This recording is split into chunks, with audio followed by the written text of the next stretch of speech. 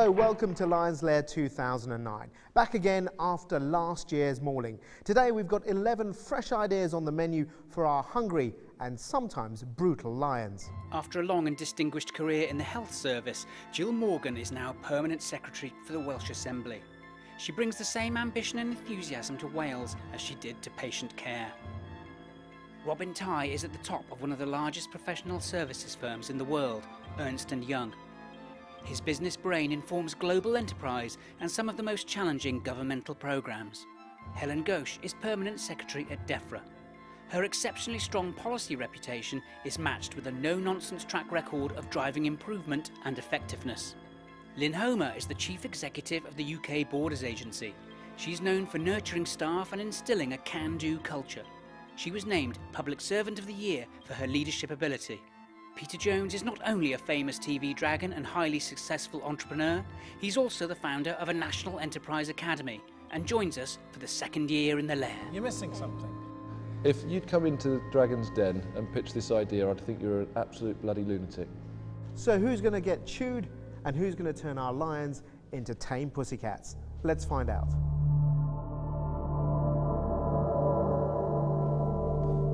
Alan Krikorian, from the Department for Children, Schools and Families, wants to embed touch typing as a core skill across the whole civil service. I must say, as a woman, when I heard what you said, I thought I'm being dragged back to the typing pool. So my emotional reaction to this was no. We've actually got far too many people to change, and I've got other things I'd rather than be changing. Yes. Economist Vincent Ossilou wants to incentivise by returning budget savings back to individuals or departments. I'm a bit worried about this thing about incentives. It sounds a bit like bribing people to think of a way of doing their job better. Whether incentivising individuals sorts out a system problem, I'm not convinced and I'm not in. It's Neil Point for our ideas champions so far. It's a missed opportunity and I don't actually agree with the opinions of the Lions. They're nice, but of course they are a bit tough. Can Rose Atkinson of the Cabinet Office turn the tide of opinion with her idea, cab art?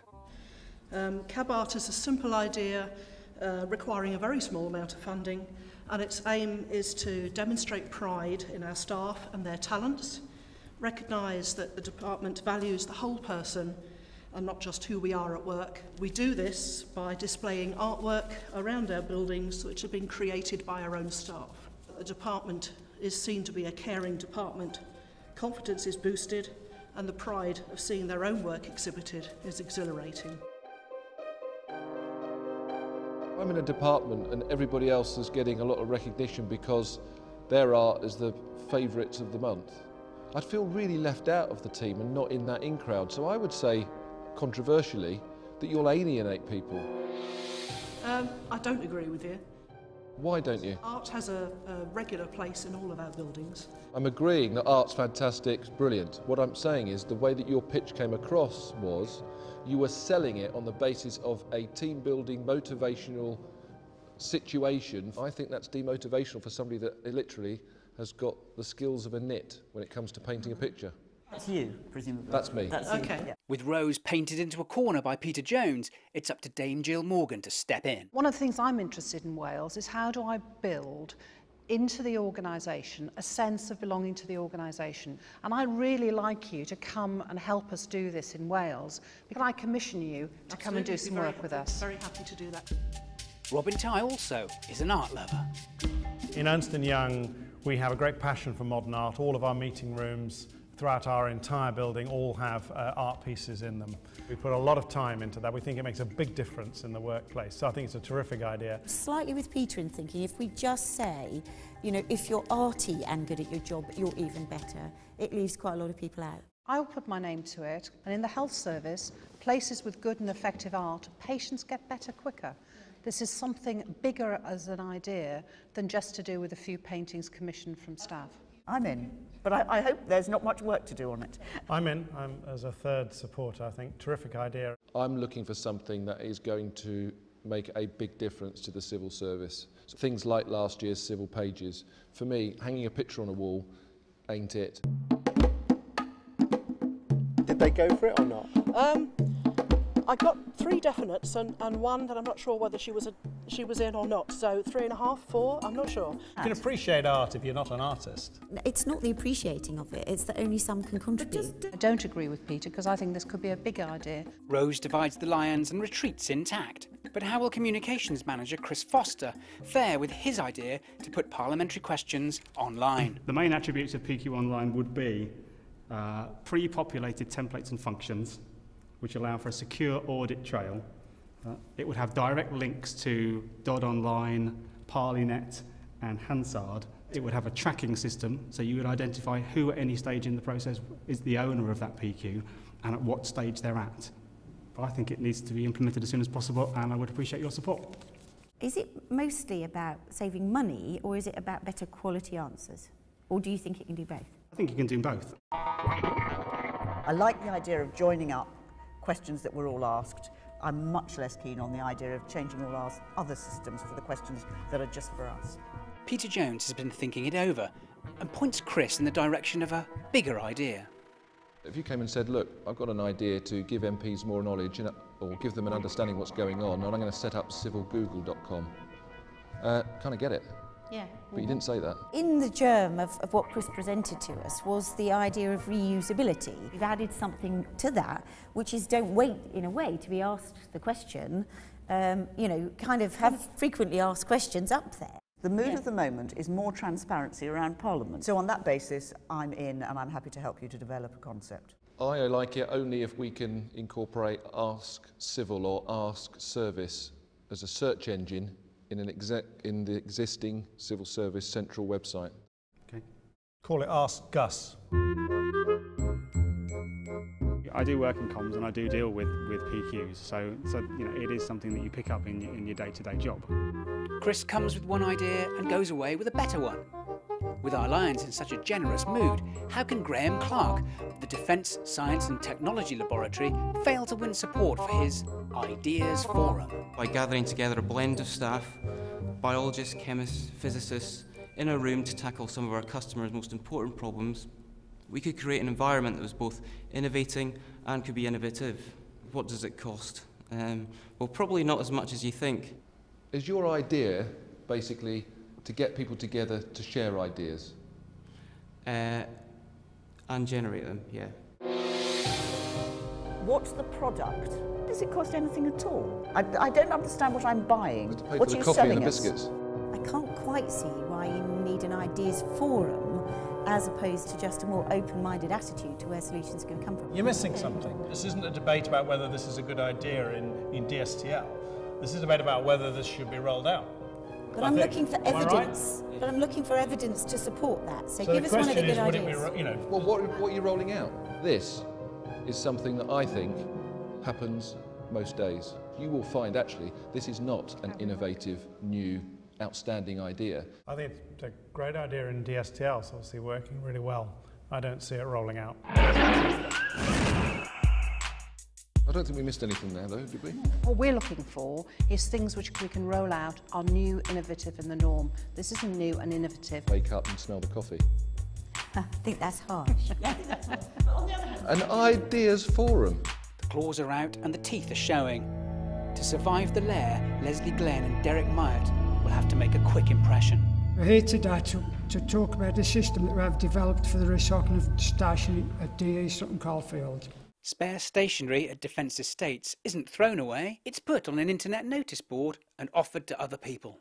I knew a little bit about the website, so together we came up with the idea of the notice board. And is it saving money as well? Have you seen the costs go down? Well, over 12 months we saved £2,000 just on one site.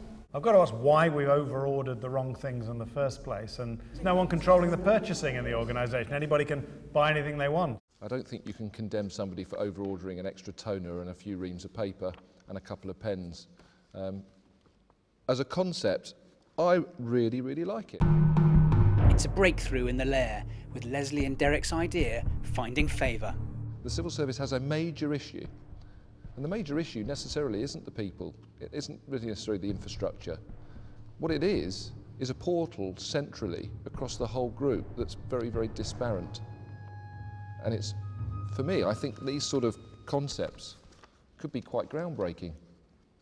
I'll set up a company, I'll pay for that company, and I'll take all of your surplus product across the whole of the civil service. Civil Service Surplus Store, Yeah. run by P. Jones. Is that it? Yeah, I like that head actually. Civilsurplus.com. Yes. I think, no, the idea, Peter, was not for you to make money out of this. You can't complicate this too much. I agree. Keep it simple. But I'm with this. I think it's a great idea. You're right, there's definitely a business in And that. it was called the Army Surplus.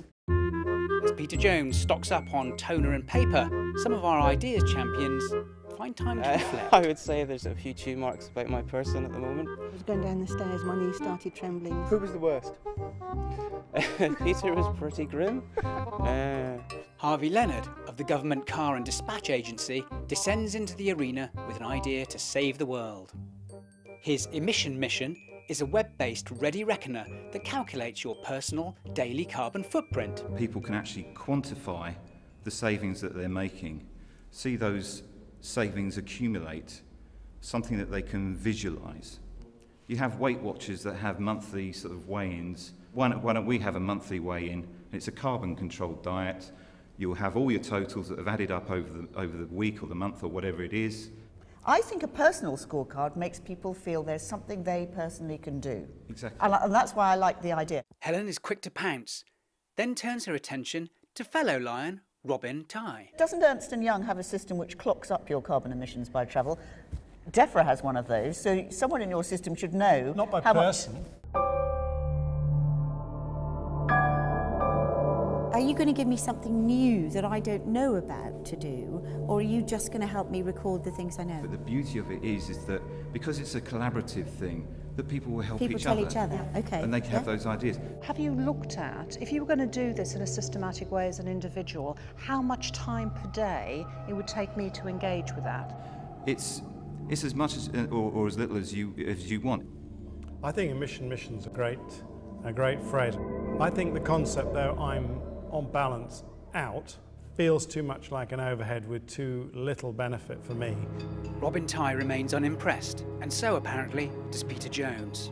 This is not and shouldn't be the focus of everybody within the public sector. This should be taken as read that this is part of every piece of their daily lives. But I think that this as a concept, as a ring fence for a brand that could send a very different message but with the same meaning, I think could be legendary. I'm in if it's a quick check that I can go and find out what sort of person I am. I'm not in if it's a day-to-day, repeatedly feeding it in. Just another thing that actually diverts attention away from what the real focus should be. Hang on, the real focus of government, one of the things is the real focus of government is saving the planet. This is not going to save the planet. Luckily, our Lion's prayers to save the world from disaster may about to be answered in the form of mild-mannered Tony Duffy from HMRC. My idea involves designing a mascot, a superhero, someone that we should all aspire to. So without further ado, let me present to you the creation of what I see our mascot being.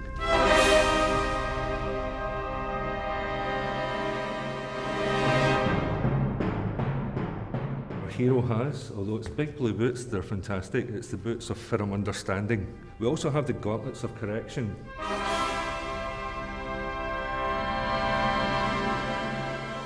These mighty gauntlets are the key to the ability to navigate our way through our guidance, policy, procedures.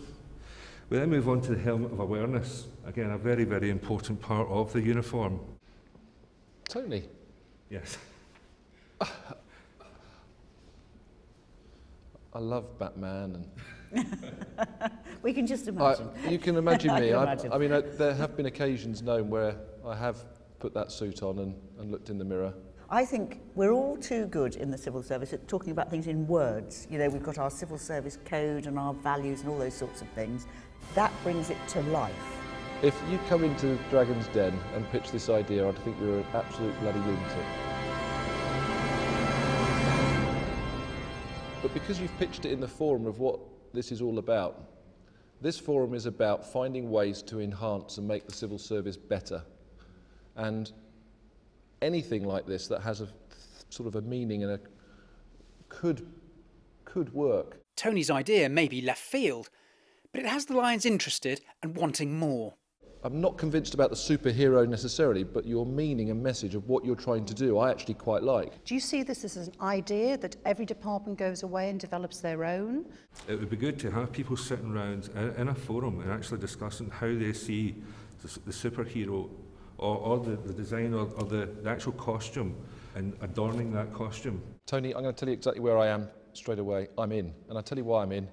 I'd even love to sponsor it on the basis of the fact that I'd like to see Sir Gus at the next Civil Service Live dress up in a superhero's outfit.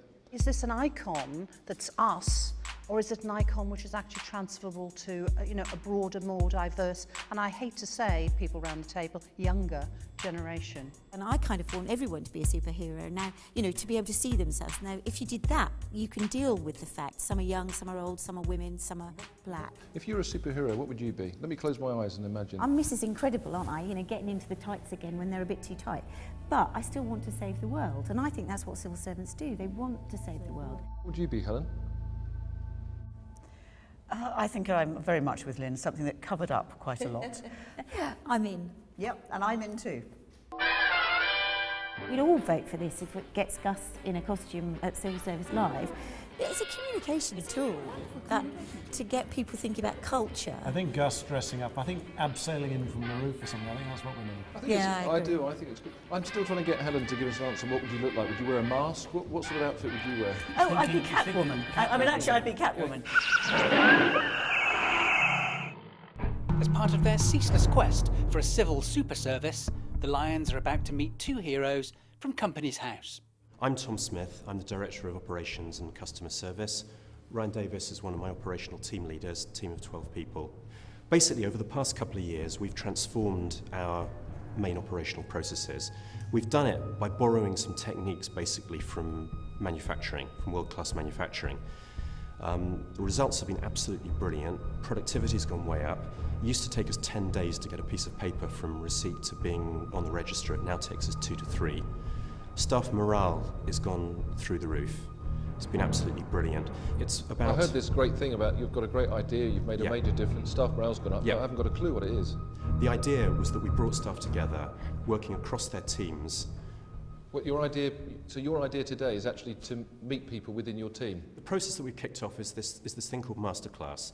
Instead of just saying, guys, go on, come forward with the ideas, we actually set a framework which allows these ideas to flourish. This sounds suspiciously like the Ideas Forum that was shredded by the Lions earlier. Helen Ghost steps in to save them. What I think I'm hearing is something that looks like lean management techniques. In a nutshell, staff implement their own ideas. So that's what it is in a nutshell. Staff on the ground level get the opportunity to implement their own suggestions. So what's the difference between me coming up with an idea, going to my middle management and asking him whether he thinks it's a good idea? Because what's always happened in the past is that it just gets trapped in the bureaucracy. Has this kind of given you all confidence to do something different? Ideas generate more ideas, and like you said, it comes down to a confidence thing. And then if a colleague come up with an idea and then it was implemented across the organisation, so staff feel more encouraged to work better, higher morale if they're making the suggestions, not being told what to do. I tell you what, I can't believe we're having this conversation, to be perfectly honest with you. I'm actually sad that I'm having a conversation about the civil service finding better ways to communicate openly with their staff, to inform their staff of what their job function is, to be inspired to make a difference, to be passionate about changing things. What you've had to do, and it's our fault at the top of the civil service, you've had to think of all that for yourselves and find your system. I'm really up for this. I'm up for using you as one of the champions for how we get that really industrialised across the civil service. Your presentation piece, the both of you, I thought you represented the civil service really, really well. I'm out, and I'm going to say I'm out on the basis of more about disappointment. If this is not occurring across the civil service, then I think some backsides need kicking fast.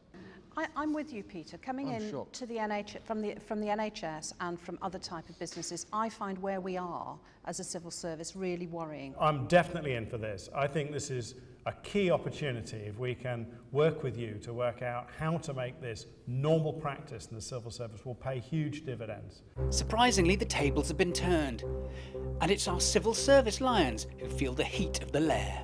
There's lots going on. We shouldn't beat ourselves up. No, well, I think we should, actually. I really think we should. You need to find more Toms across the civil service, Well, not that's necessarily absolutely right. implement his idea. That's, I think, what we've taken away. Go round and force the implementation of those things, and Tom becomes the new Alan Sugar.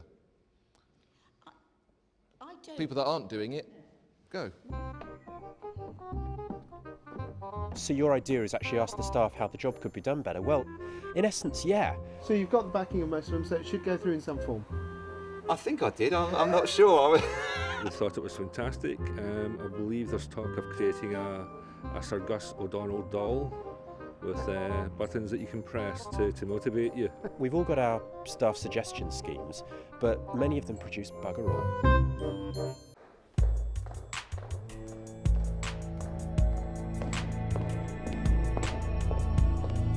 Good afternoon. I'm Anne Hall, I work at the Cabinet Office, and I have an idea which will revolutionise the way we deliver learning and development within the civil service. Will Anne's idea get pulses racing, or will it send the lions to sleep? Remember, a catchy title is always a good start. Let's call it Compare the Training. It's a web-based cross-government learning and development hub with a training comparison tool at its heart. What I want to do is suggest that we build a single marketplace for internal and external training providers. A way of searching and sorting the information so that it was easily searchable and comparable. And we would make available a means of people reviewing and rating the training that they go on so that we can help other people understand whether there was quality in that course, whether it delivered the right kind of objectives that they were looking for. I think that we can also find ways of monetising this so that we can start to invite training providers to list their ideas. They can advertise, possibly. They perhaps can sponsor pages. I think there's a real opportunity here with internal providers. There are many, many people working in learning and development within the civil service, but they tend to work within their own department. They develop training for their own department, and yet a lot of the training needs are quite similar. So I think we could use this space to allow internal providers to say, well, actually, I've got some spaces on my course. Yes, I'm going to use it for my own department, but there are some spaces free. Anne's pitch is long, but crucially, it's on message and seems to be holding the lions' attention. Can we build it? And I think you know the answer, which is yes, we can. I talked to Andrew Stott, who's the Director of Digital Engagement for Government. He was one of the key players who set up Civil Pages, which was an idea that came out of Lions Lair last year. I was very delighted when he said he thought this was a really great idea, rich in benefits. I think if you're serious about innovation, we really need to find a way of reducing costs. And I think if you want to do that, compare the training. Anne's pitch was long, but her preparation and research are about to pay off. One thing that really has impressed me, you are the only person today to have taken time to have done proper research, spoken to the right people yourself. You almost don't need Lions to make this happen. You're going to make it happen yourself. I would like to say congratulations to you, because it's a bit of a breath of fresh air to meet somebody that has wanted to make a difference, found out how to make a difference, gone about making a difference and taking action. Well done. Fantastic. This is a way we can share our experiences and get better value for money and increase the skills of our workforce. I think it's fabulous. You had feedback as core as part of what you've just said. This is a little uncivil service-like, yes, to allow such feedback to be published, to be visible. So you're buying into that, Helen. That's terrific. I'm buying into that. I think we want to develop a better culture of saying what we mean. I think this is really great. I think it's got real opportunities to do imaginative things, take some costs out, and actually get people on courses that really matter to them. Thank you and well done. I'm not so sure about the name that you've given this, and I'd like that to be thrown into the hat, that some consideration should be given. That it's like Money Supermarket, Compare the Market, but yes, there are options. I think that's really good. Listen, if you've got a moneysupermarket.com for the civil service, I think you're onto an absolute winner. It's a definite yes from me. I'm in. I'm amazed. Thank you very much. Anne has the best results so far. But which of the Lions will be taking this tasty idea home with them? So I thought it was a terrific idea, but I'm not sure about the national school. I think we need some independence here. It does need a sponsor though, and the reason why I'm going to take it on because I want to make sure it's done. So it's mine. You're not having it.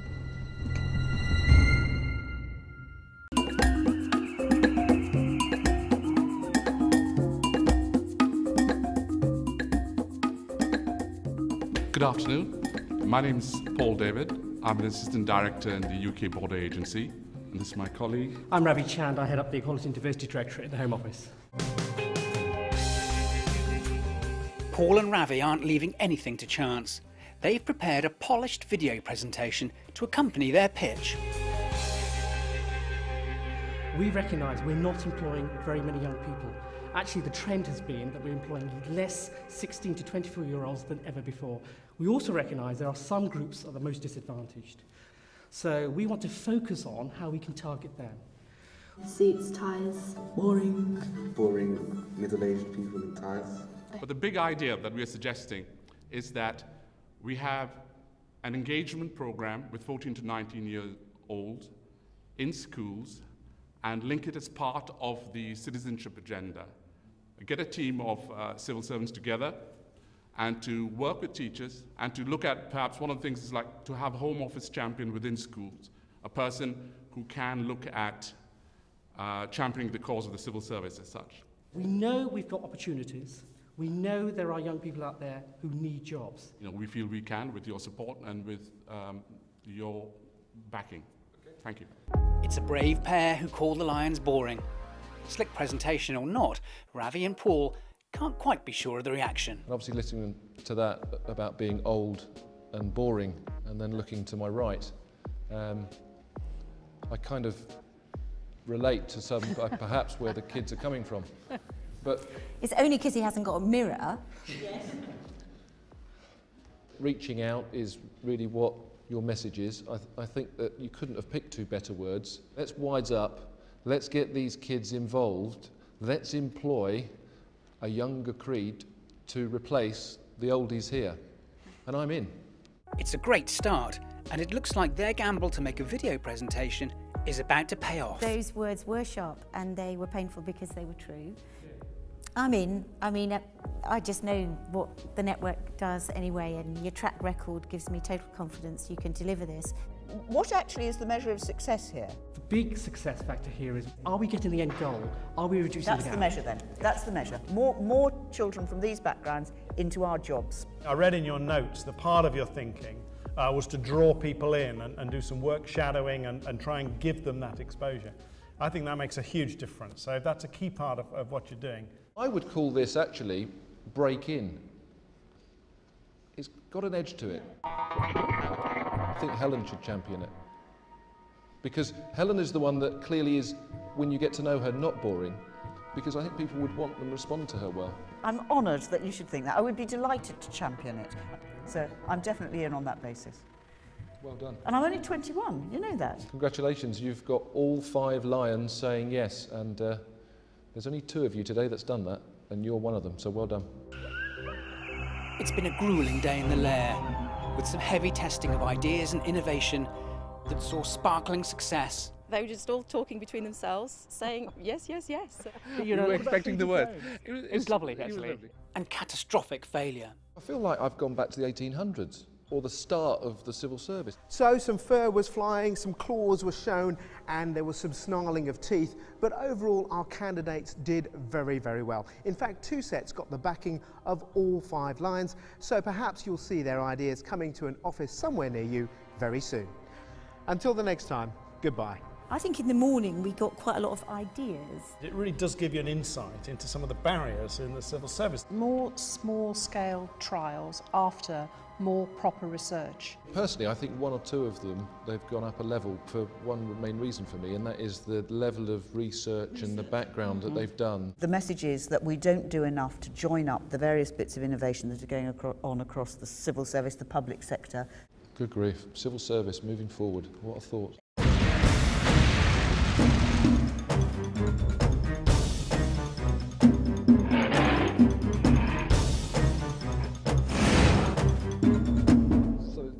Really like to chat, don't you? I thought we had to really chat. like to chat.